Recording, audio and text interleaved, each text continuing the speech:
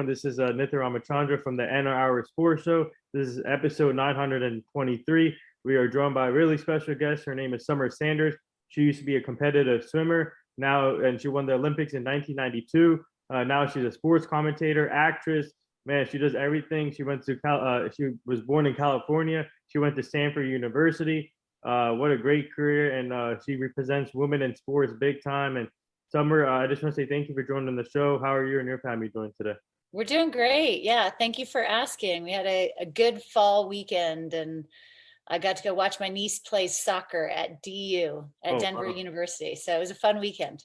Yeah, speaking of soccer, I coach soccer now too. So Oh, do you? yeah, it's amazing sport. So Yeah, we got to see over the weekend. We saw 3 games. We saw her team play twice, and then the men's team played Stanford at Denver. So it was a good weekend. Sports, and fall is my favorite season. I'm named Summer, but I was born in October. wow. So yeah, so I love the change of leaves and all of that.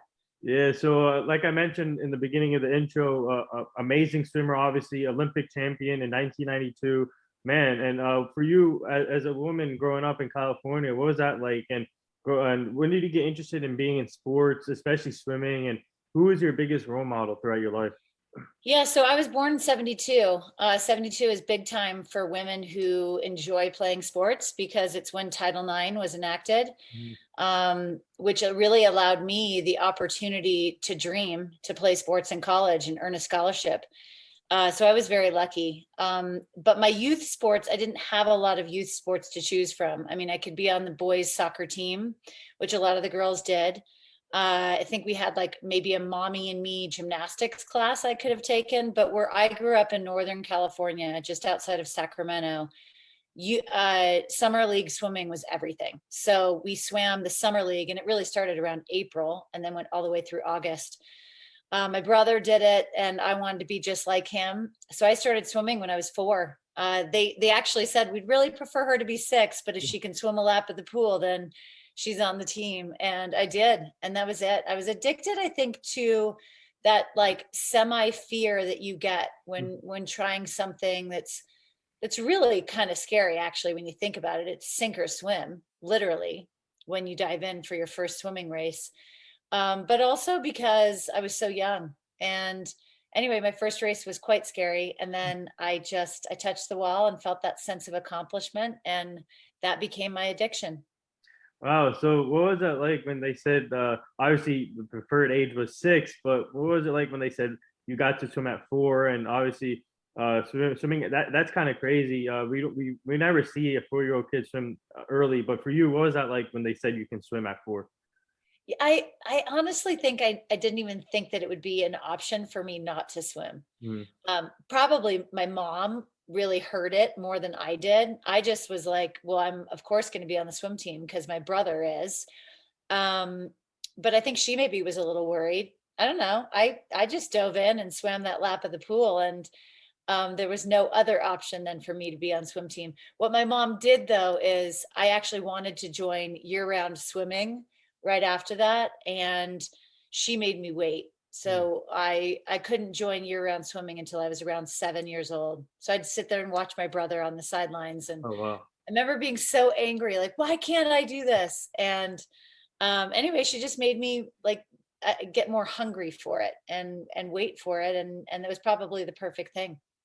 Yeah. So for you, what was your training routine like back in the day? And for you to become the swimmer that you were right now, and what was your training like before you in high school and before you got to college? It's so funny because I actually so last weekend we went to Denver, but the weekend before that, I took my daughter to a competition. She rides horses, and we were in Palo Alto, which is Stanford University. And one of my childhood friends is the assistant tennis coach at Stanford now.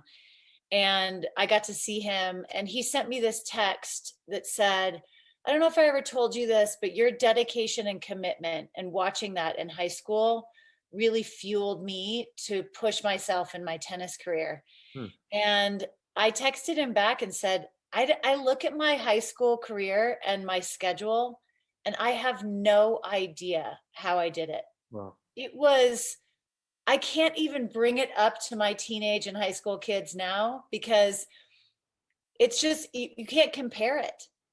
I got up at 4:07 a.m. in the morning, Wow. and I drove 45 minutes to swim for an hour and 15 minutes, to then drive another 45 minutes back to school, to then be in school until 3 p.m., to then hop in a car and drive back to swim another 2.5 hours, That's crazy. and then drive back. So around here, people will complain that they have to drive, 20 minutes to get their kids to their sporting event. And I'm like, no, no, no. I was an hour each way consistently every single day, twice a day. Wow.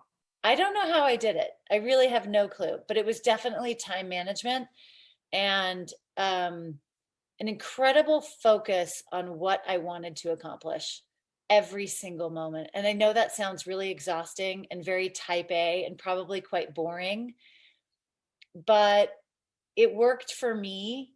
And and also that's why there are very few Olympic gold medalists, Yeah. because it works for very few people.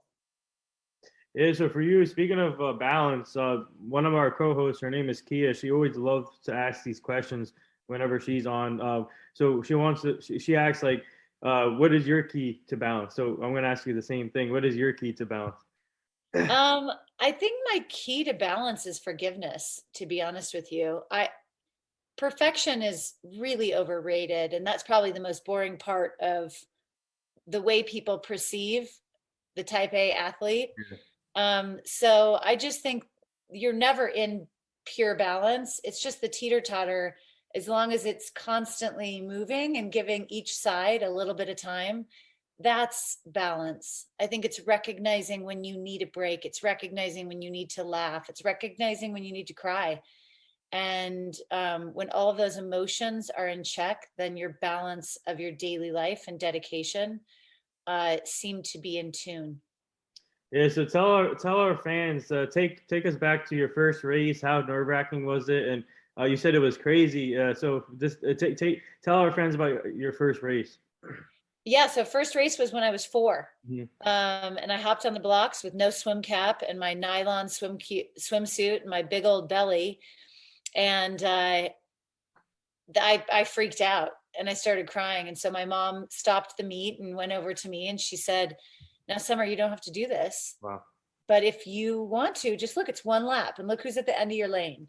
And look who's there to cheer you on. It's your friends. It's your brother's friends. Oh my God. It's your brother. It's your babysitter. It's your dad. It's, everybody." And somewhere in that speech, my face turned from sheer terror to a look of concentration and focus that she said she'd see many times later in my life.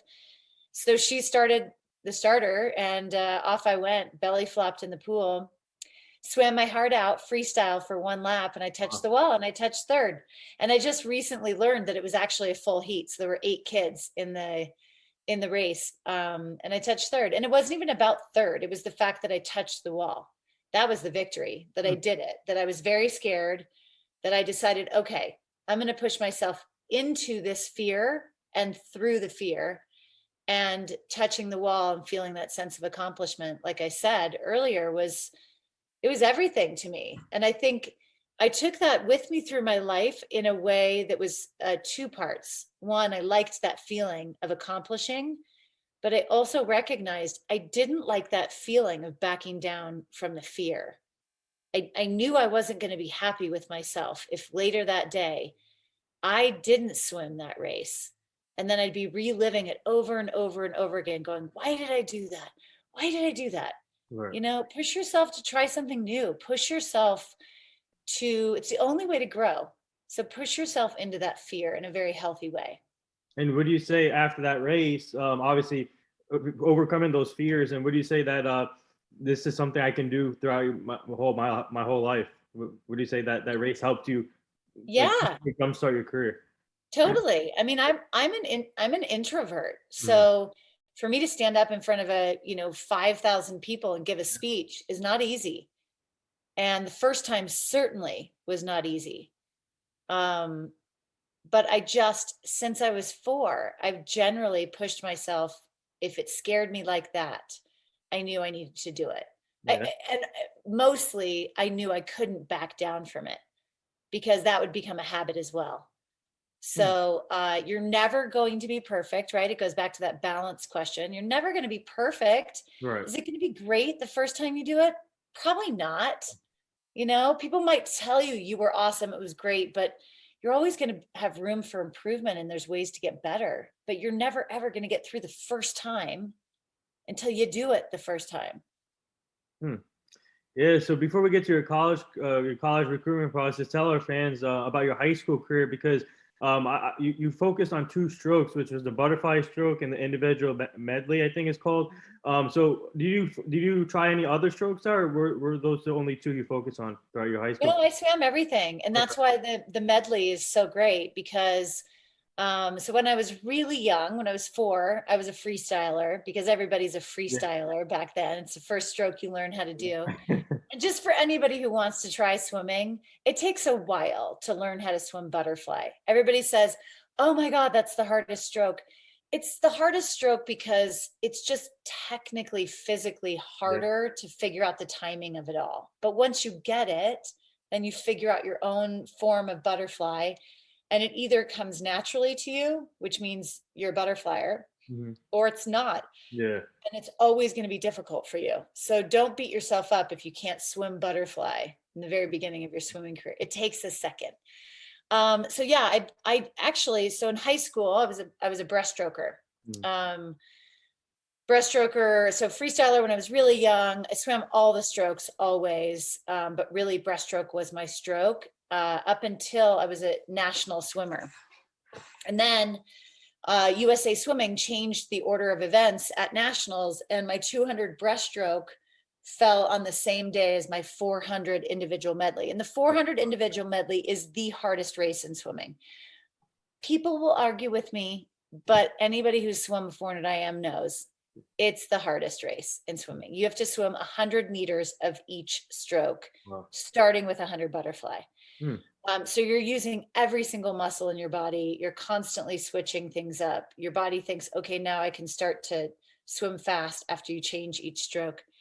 So 200 breaststroke and 400 IM on the same day. It was a double that I didn't think I could do, nor should I try. So I dropped my 200 breaststroke and I picked up the 200 butterfly. And Hmm. that's when I discovered butterfly. Wow. Really. I mean, I swam butterfly, but it was never my stroke. And then I would breathe every stroke. Another swimmer that you'll know, Michael Phelps, Yeah.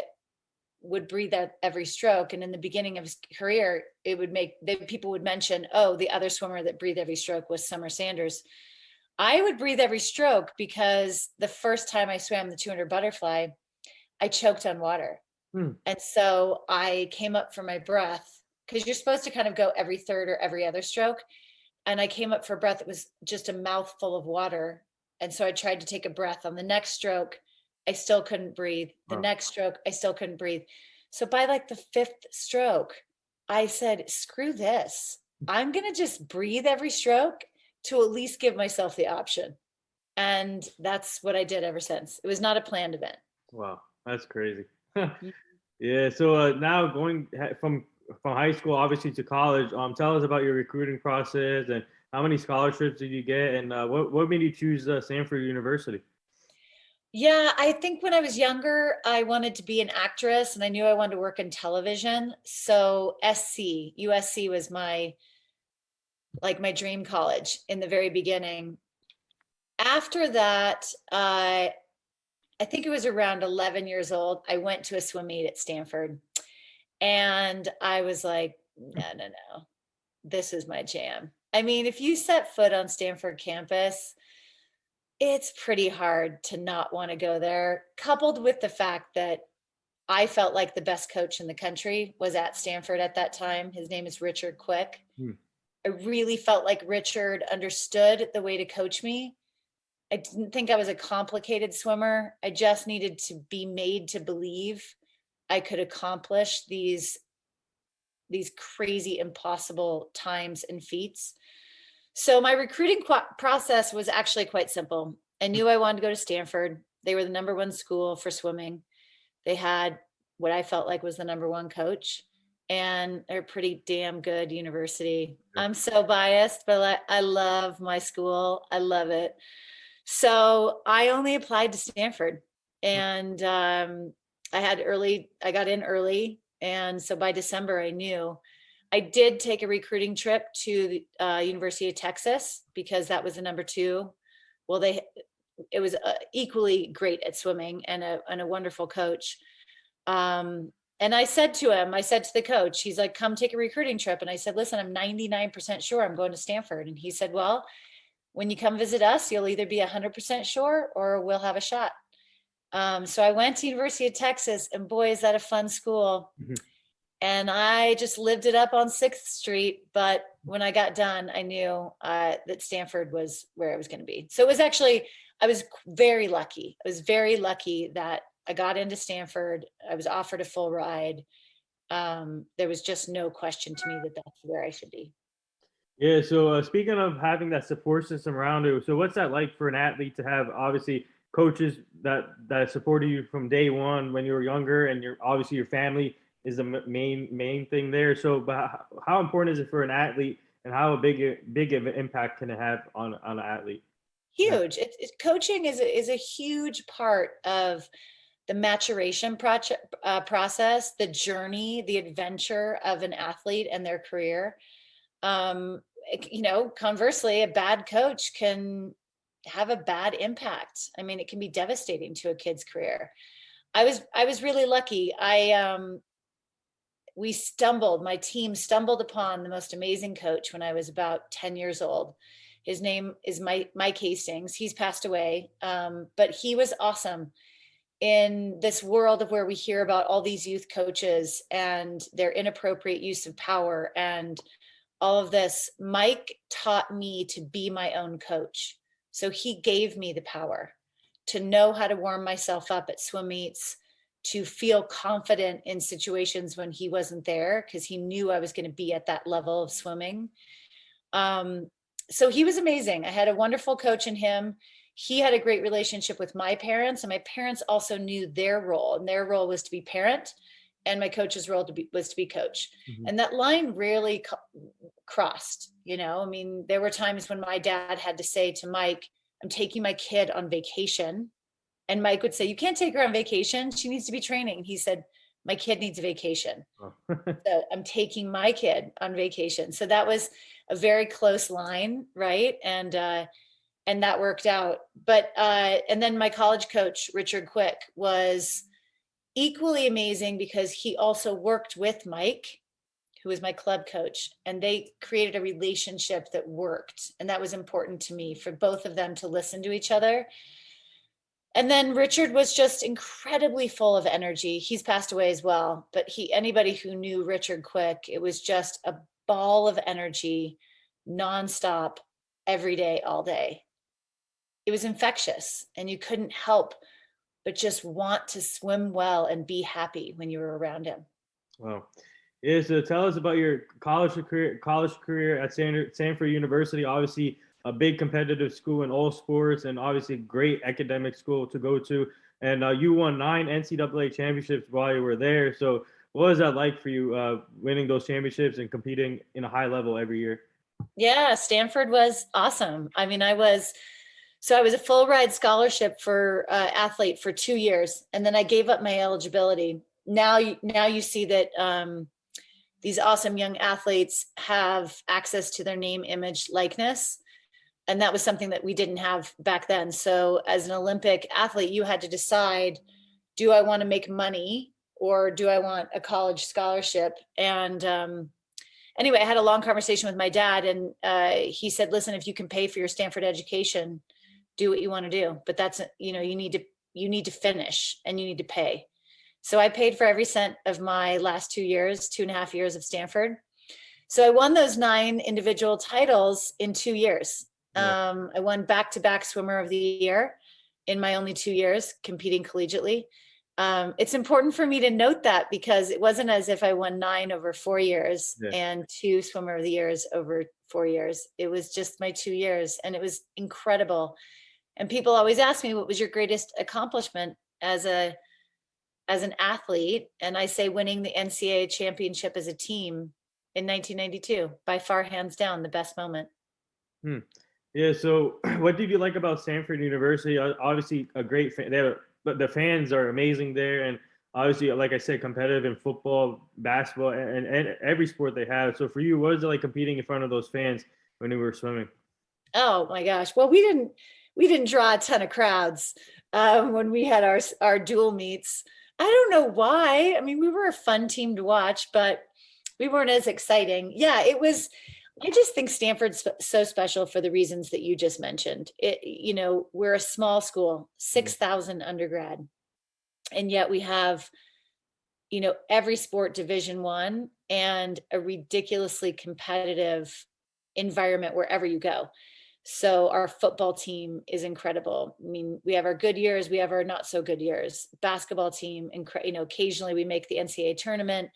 But when I was there, our basketball team was making the NCAA tournament. So wherever you turn, there's just awesomeness, and yet this crazy Stanford humility.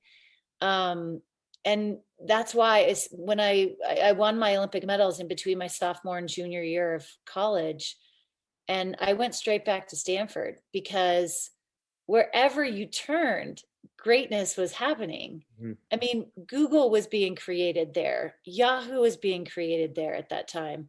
The technology, and I mean, what we use to this day right now was being birthed at Stanford when I came home winning my gold medal. So you just knew you weren't that special, right? It was really a collective, this team of, I don't know, passionate, dedicated, awesome nerds just walking around. Um, Not one better than the other. It was really a great environment. Yeah, so speaking of those Olympics, obviously it's a once in a lifetime opportunity for these athletes to compete in the Olympics. And for you, how grateful are you to be able to be in that position and represent Team USA?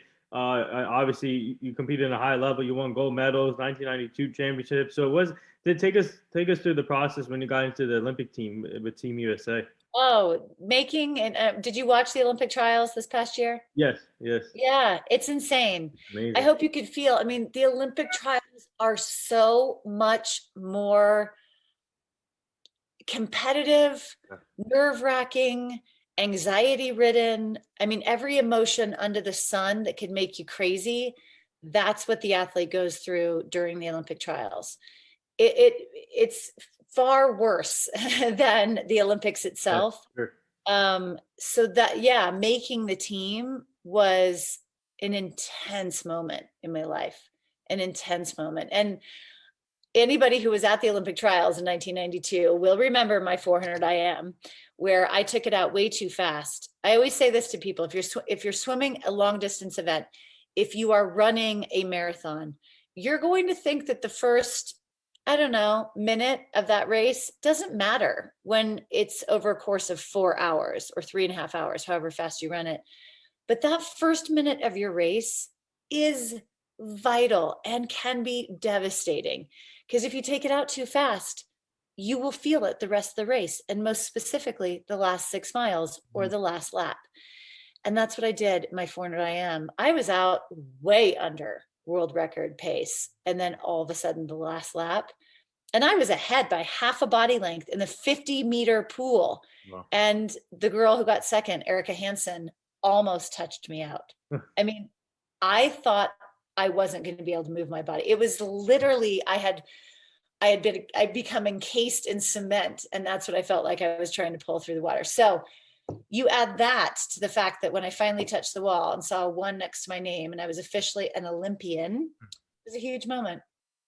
Yeah, so so obviously, if you talk about women in sports and it's growing big time, and I have a team of 8 people helping me out with the show, and 4 of them are females. So I'm giving every opportunity to all females to get started in their sports career.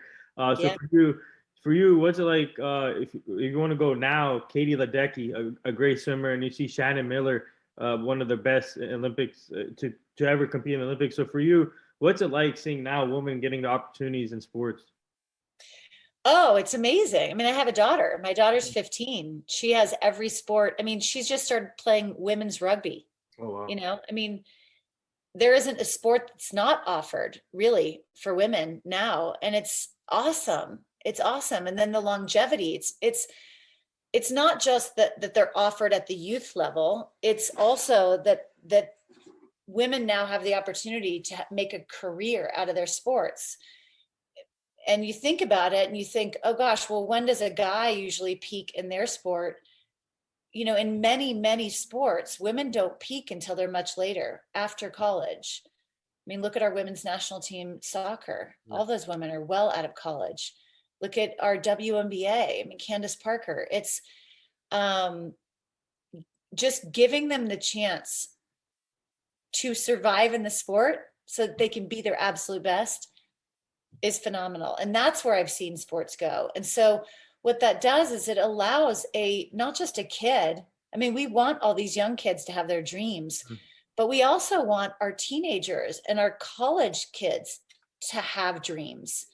And that means that there needs to be a future and a professional side to it. And I'm really proud of the female athletes that are protecting their professional leagues, are protecting their sport, are standing up and being brave when coaching scenarios are wrong, and having the guts to do that. I'm consistently reminding kids, especially young women, but also young men, we work so hard in math.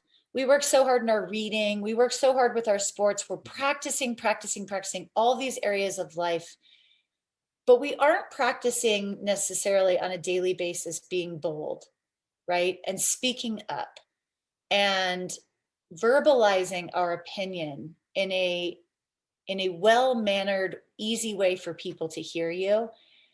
And that's something that I have changed when talking to young women. That is a message that I've decided to make an important message. Equally important as dream big, work hard, is be bold and practice using your voice. Because we need that. We need that more and more. Yeah. So speaking, obviously, you brought up Candace Parker. You know what's like winning. You know what's like winning championships and gold medals, and so for you, wasn't like awesome? Yeah, Candace Parker coming back home, winning the first title in Chicago history and Chicago Sky history, and what was that like seeing that as a woman? There's layers and levels, right? It's the manner in which she did it, her and her team. It wasn't easy, right? And her final play of just miraculous. It was the drama of it. But I love the fact that video of her calling over her daughter. Yeah. And there are just layers to the impact of young women, right? Her daughter now is a young woman. She's not a little kid. She's a young woman. And it's a beautiful moment. We have a mom of is her daughter a teenager now? She, by the video I looked at it as it looks like from the video, she looks like 13 years old already, I think. 12. Yeah. So, I mean, look at Candace Parker crushing it, right? And that's sort of what I'm talking about. When do we get our chance to win a championship? Yeah. Should our dreams be cut short because it just wasn't there for us in college, outside of college? Look at the progression. Look at how well we've done because of incredible leaders.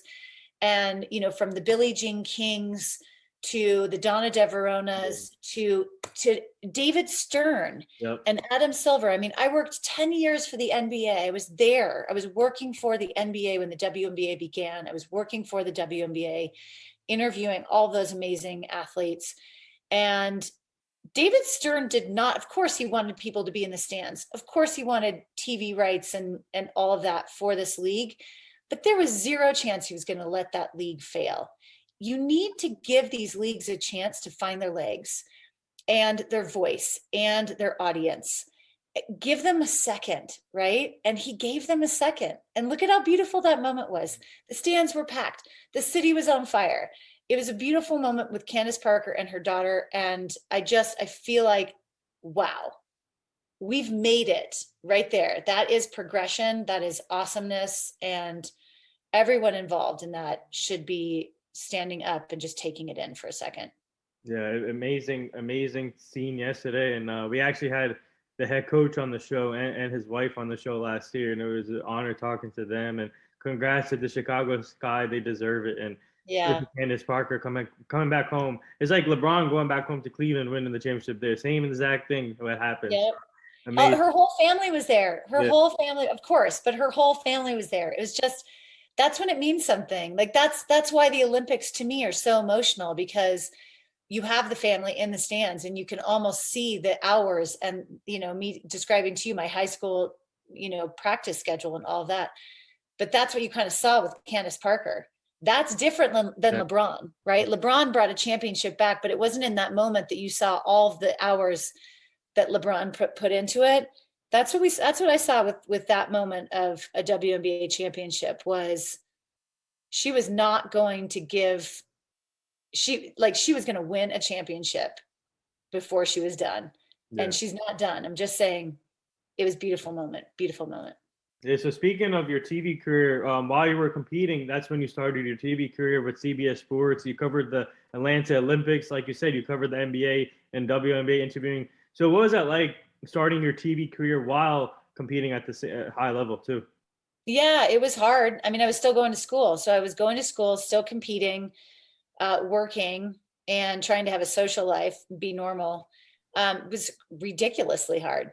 But at the same time, I was really grateful that I knew what my next passion was while I was in my first passion, right? So it's really hard oftentimes for athletes to make the move into quote unquote real life after their sport.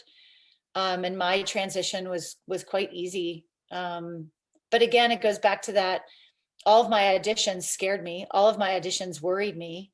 I could have easily said, oh, no, that doesn't seem like something I'd want to do. Or my Nickelodeon show, NBA Inside Stuff. I mean, all these things I knew I wanted to do, but the process of interviewing was really scary.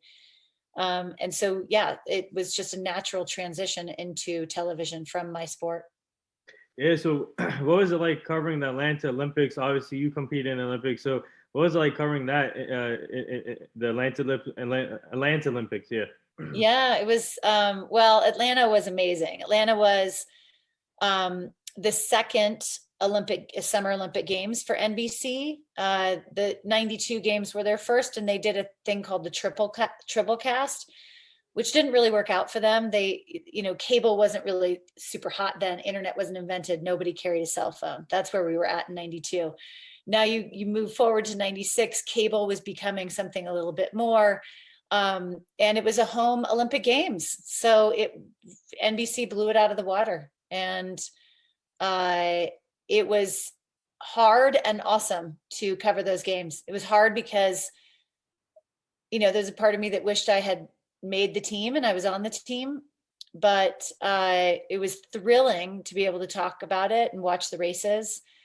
And I think I've worked 9 Olympic Games. Wow. It's pretty incredible, the life I've had, my Olympic life that I've had. It's been awesome. Yeah, so if you look at CBS Sports, you have Amy Trask. She's amazing. We had her on the show, and I'm well connected with her on Twitter, and she loves watching my stuff. And Amy Trask, you got Dana Jacobson. You go down the list, and they had those talk shows on CBS Sports. I think you were on some of them too. So we're on a show called We Need to Talk. Yeah, we need to talk. So what's that like, having that platform, especially for women, and we're talking about life journeys and stories like that? Well, I think it's important. I mean, here's the deal. I always say it's an amazing award-winning show with a horrible title. We Need to Talk is not, most people think, well, if it's an all-female sports talk show, they're probably just talking about female sports. No, we actually like all sports, including the NFL. And if you're friends with Amy Trask, I mean, just the way she puts her words together and the knowledge that she has. She was like, with the Raiders, everything that's going on now with the Raiders, and her opinions and her words are so strong and so good. I get to be around those women. I get to talk with them and ask them questions, and they get to talk with me and ask me questions. We have a really strong, I'll use the word sorority, because that's what it feels like. It's a sisterhood within the world of sports television when you're a woman, and you stick together. Suzanne Smith, Emily Deutsch, Yeah.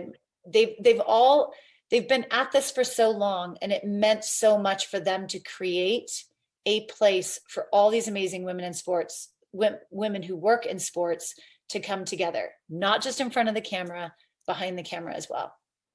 Yeah. So, what would you say your best moment was as a swimmer, as an athlete, and best moment as an interviewer? And what would you say your most memorable interview you've done throughout your career? Well, I mean, I most memorable, I mean, for different reasons. Floyd Mayweather was very interesting. I got to interview First Lady Michelle Obama. Oh wow. Um, oh, the laundry list of interviews that I've done. I had an awesome stint on the Today Show Mhm. where I didn't do sports. I just interviewed people. My goodness, the athletes that I've been able to interview, from, Michael Phelps, Michaela Schifrin, all the NBA players, Jerry Stackhouse, interviewing Jerry Stackhouse in his house, racing against Larry Fitzgerald in swimming, and he cheated. Wow. And then he won. It was like from here to, my front door of my house. Yeah. And he false started on purpose, right? And then I waited because I thought, oh, for sure Larry Fitzgerald's going to come back, right? And he didn't come back. So I dove in, and he beat me. And then his line was, if you ain't cheating, you ain't trying. So, I mean, yeah, the people I've gotten a chance to interview are phenomenal. I mean, Shelly Ann Fraser Price, the track athlete, I just got to interview her this past year, and all of the work that she's doing in Kingston, Jamaica, and the story of how she started running, because her mom got mad at her, and she was running down her street, and her mom was a phenomenal track athlete, but couldn't run track because she got pregnant young. So Shelly Ann was running down her street in Kingston, Jamaica, and all of her, Shelly Ann describes it, that all of her neighbors were like, run, Shelly Ann, run, Shelly Ann. And her mom couldn't catch her. And that's when she knew, oh, I could be pretty good at track and field. Those are awesome stories, right? And I've gotten to hear them out of the mouth. Like, I'm actually talking to the person. So I've had a lot of great moments. How about as a swimmer? Oh, my favorite moment was winning the NCAA championship as a team in '92. We did it together. We did it imperfectly. We felt so tough. It was just swimming on a whole nother level. And I loved the Olympic Games. It's just, that's a lot of pressure, and it's very individual. NCAA, Samford University, crushing that year, especially after Jenny Thompson, the greatest relay swimmer in the history of our sport, false started in our first relay. So we were immediately in a deficit, and we all just rose up and together just crushed it. It was an incredible feeling. It was really cool. Hey, speaking of Larry Fitzgerald, what a great career, future Hall of Famer, the GOAT for sure. One of the best receivers I ever seen play the game. So if you get to interact with Larry Fitzgerald, it's crazy. Yeah, but you know what? And here's the deal. Amazing on the football field, even more amazing off the field. Everything that he does, he just appreciates so many things around him. Maybe that's why he's such a good receiver and football player. The way he sees things, he sees the world, and he's remarkable. But he cheated in my race, so I need a rematch. You guys have to rematch. Yeah, we have to set that rematch up. Okay, that's our goal. Summer, this is gonna be your goal. So set that rematch up, and once you do, let me know. I want to watch it. All right. But I want to ask you. Obviously, not only TV. Obviously, you've got into acting, and what's that been like for you being an actress? And are you guys working on anything big coming up, film wise, or? You know what? I think it's Wikipedia that says I'm an actress. I only act in my daily life with my kids. I was in Jerry Maguire, but I did not make the actual movie. I was on the cutting room floor. And I think that's why it says that I'm an actress, but you got to hear this story. So I had just missed making the Olympic team in '96. I did a very short comeback for 10 months, and I wasn't meant to make the team at all. So I wasn't devastated.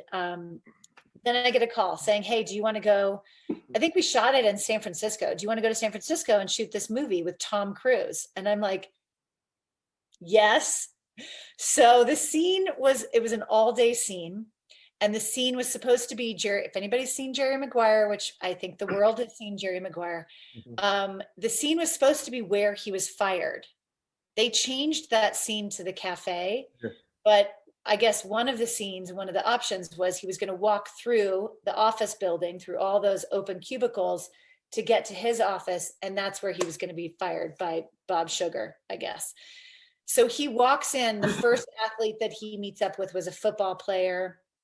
And then the second athlete he not meets up with, excuse me, but just passes by and they say, hey, Jerry, you know, the second athlete was Rebecca Lobo. And then the last athlete was me right before his office. Well, the way they shoot a movie is they just shoot the whole scene. Yeah. And they get different takes. So they were done with this first take, or this first area first. And then they were done with Rebecca Lobo second. But I was there for the whole process of it. And somewhere in there, I said to Tom Cruise, I said, oh, that was fast or something, because we had done the first scene. And he goes, no, we're not even close to being done. And so by the time, so I was there the longest of the day. And by the time we got to my little individual scene, the other two athletes had left. We started talking about swimming, because at this time he was married to Nicole Kidman, and every Aussie is a swimmer. So he said, my wife is a swimmer. And I was like, oh, of course, she's Australian. And we started talking about swimming. And then he says, would you like a line? The other athletes didn't have a line in the movie. They were just passing by. And so I said, sure. At that moment, I had no idea what getting a line in a movie means. But that's why I think I'm credited with being an actress. And that's why I still get residual checks from Jerry Maguire. Wow. Anytime that movie plays, anywhere, crazy. I get a little check. And every time I look at my like $11.20 check, I think, I wonder what Tom Cruise got today. This one. You reach out to him when you guys get the checks? You guys reach out to each other? Or? Oh, yeah. We're constantly texting. Yeah, no. That's where our relationship started and ended, but he was very, very, very nice. And so the line I had in the movie was, hey, Jerry, I hear you're getting married. Congratulations. And then the whole scene didn't even exist. But the director of that movie, Cameron Crowe, I actually ran into him years later. He didn't remember me, but his assistant pretended, maybe she did remember me. And I said, oh my God, is there any chance I could get the footage? They were so nice. Yes. I never got it. But it would have been fun to see me in the actual movie. Wow. It would have been awesome. And that's a classic movie right there. And before we get to the last two things, I have a couple of rapid fire questions for you. Quick questions. So what was your thoughts on this year's Olympics, but obviously with no fans, but they had to do it differently in Tokyo. So, but what was your overall thoughts and how they handled it? Yeah, I thought they handled it so well. From the volunteers to the organizing committee, the athletes were really respectful. I think they followed the rules. They had one goal, and that was there were two finish lines. Getting on the actual starting blocks, whatever it's your court, the blocks, the swimming blocks, whatever. That was a finish line, right? To have your shot to compete at those games. And then the actual finish line. And I thought everyone executed very well and had to dig really deep for these games. They had to dig deep, and they did. What's one advice or one word would you give to these kids now that are trying to reach their goals, or even your own kids?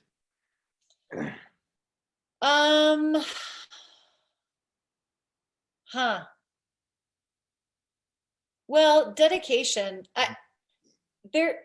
I think kids nowadays, and maybe some parents even think there's some cocktail, right?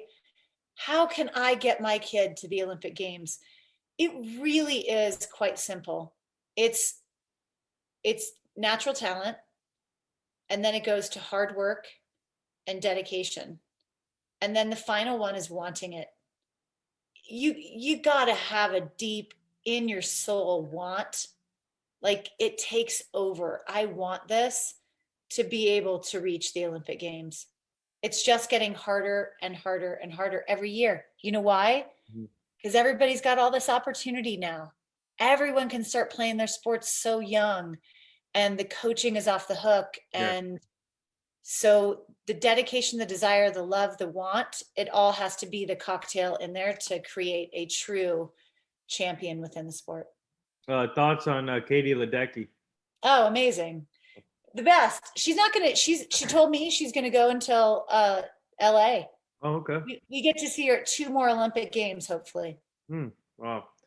So for you, do you have a nickname throughout your career?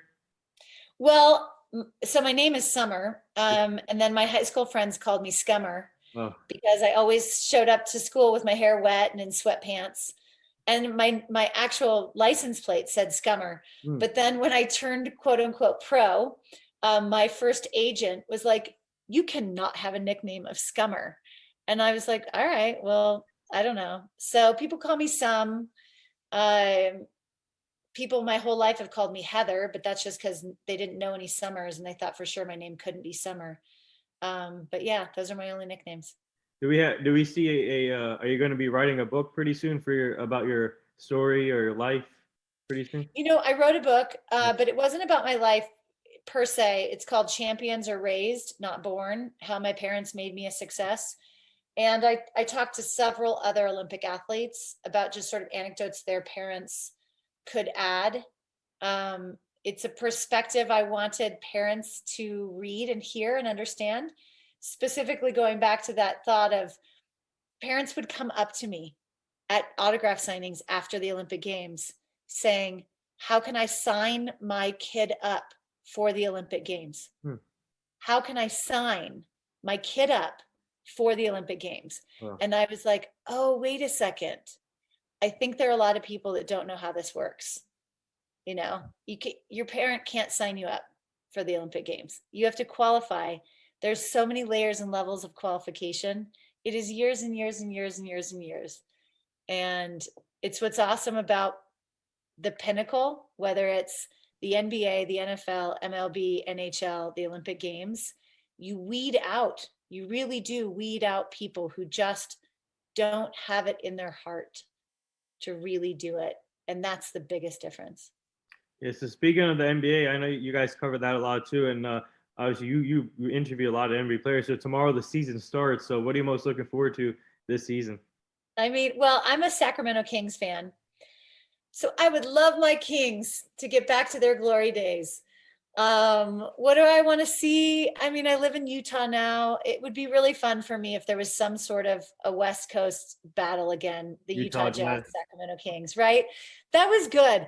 That like those like that nasty behavior in Utah, we would come here to Utah and they'd be calling us, they have the cowbells. They called Sacramento the Cowtown.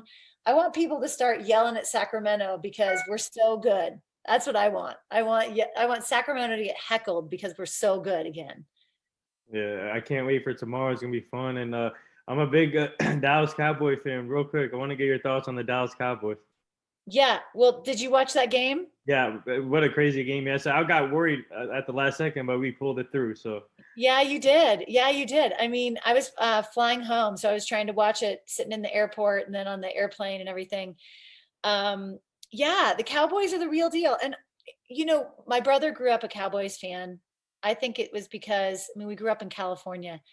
I like to think maybe it was obviously all the amazing players, but I think he did love those Dallas Cowboy cheerleaders. yep. Um, but it's been a while.